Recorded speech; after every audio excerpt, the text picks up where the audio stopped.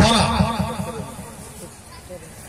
ওর একটা অফিস আছে, আপনারা যদি যান, গুয়াহাটি একটা গণেশ মন্দির আছে, গণেশগুড়ি শুনছেন বোধহয়, জানতাম একটা গণেশ মন্দির আছে। বিশেষ করে যারা যুবক আছে, শুনতেছো তো, যুবক যারা আছে, আপনারা যদি কোনোদিনও গণেশগুড়ি যান, আপনারা ওই গণেশ মন্দিরের পিছনে দেখবেন ওই বড়া, সত্যরঞ্জন বড়া নাম কইলাম, কি হইল, ওর একটা অফিস আছে। আপনি যাই দেখবেন 19 নেশা মারি শুদ্ধ একটা অফিস।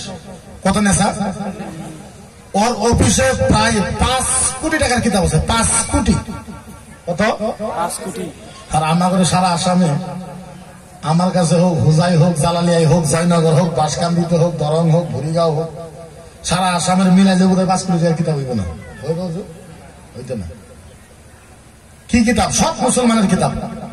ওখানে RSS এ 350 পোলাপানকে কোরআন শেখানো হইতেছে। কোরআন কি কোরআন শেখানো হইতে। আমার ঘরে কয়জন ছেলে আছে যা করে আপনারা রামায়ণ শিখাইতেছেন? আছে। আসামের ভিতরে, আলেমের ভিতরে সংস্কৃত ভাষাটা একমাত্র আমি জানি, আমার বাড়ি কেউ জানে না। খুদা না খাস্তা একদিন তো দুনিয়া থেকে বিদায় হওয়া লাগবে না? তারপরে যদি কোনো মোনাজারা হয়, টকশো হয়, আমি অন্য লোকে যেটা টকশো করছিলাম, আপনারা কি ভাবেন কোরআন হাদিস দিয়ে দিচ্ছি আমি? না, কি দিয়ে? অগরে ভাষা দিয়ে। কি দিয়ে? অগরে ভাষা দিয়ে। তো এগুলো বহুত চিন্তা চর্চা করে। আর আলেমুলামা তো আগে কোনোদিনও জানো নাই যে আঙ্গুরে সংস্কৃতের দরকার পড়লো। যদি জানতো তাহলে সব দেওবন বেরলি এগুলো তোকে সংস্কৃত শিখে দিত। কেউ তো আর জানে নাই, কোনো জানছে নাকি? কত বিজ্ঞ আলেম আছে আমাদের। পূব ভারতের আমির শরীয়ত ছিল খালিল ইসলাম সাহেব, মুফতি খালিল ইসলাম সাহেব, আমাদের বালাবালা খালেক সাহেব আছে, মুহাদ্দিস সাহেব আছে, আরো কত বড় বড় আলেম আছে, শিখাই তো সব। কেউ তো জানে না যে সংস্কৃত দরকার, কেউ কোনদিন জানে নাকি? আমরা চিন্তা চর্চা করে গুয়াহাটি হাইকোর্টের একজন উকিল আছে, আপনারা চিনবেন, রশিদ চৌধুরী স্যার, চিনেন কি?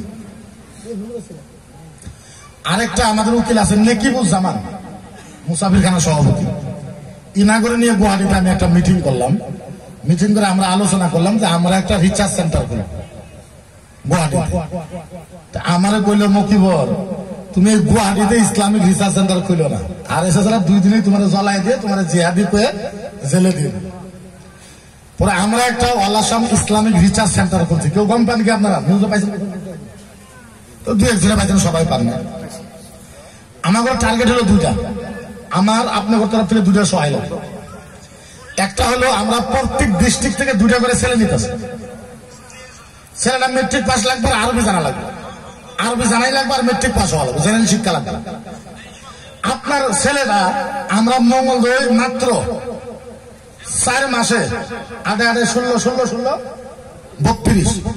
আপনার ছেলেকে আমরা মঙ্গলদৈ 32 দিন রাখবো, 4 মাসে 32 দিনে আপনার ছেলেকে এরকম বানায় দিব আমরা, সারা ভারতের পন্ডিত আইলেও আপনার ছেলের সাথে পাবো না ইনশাআল্লাহ।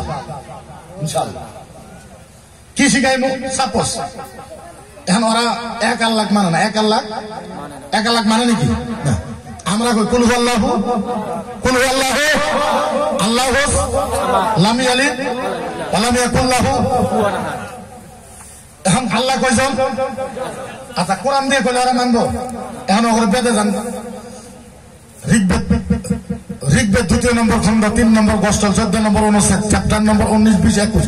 একম বিদিতম নামা ঈশ্বরে পরভো নামা, দুঃশতম নামায় ভগবানম নামা, ঈশ্বরে পরভো পরমাত্মায় নামা, ঈশ্বরে ব্রহ্মা একম বিদিতম নামা।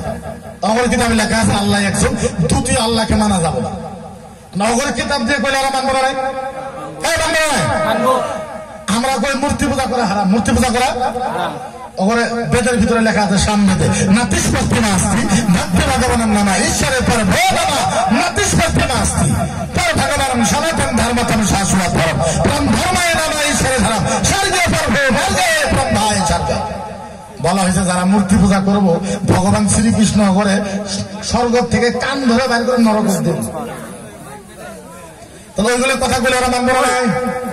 অগর কিতাবের ভিতরে লেখা আছে কালকে আবাতিরিতাম পরভো নামা ঈশ্বরের ব্রহ্মা বলতে নাস্তাতাম কালমা লা ইলাহা ইল্লাল্লাহ হাতে পাপন মুহাম্মাদুর রাসূলুল্লাহ তারাবিতাম সরগমসা। স্পষ্ট কথা লেখা আছে। ভগবান শ্রীকৃষ্ণ কইতেছে মুহাম্মদ নামে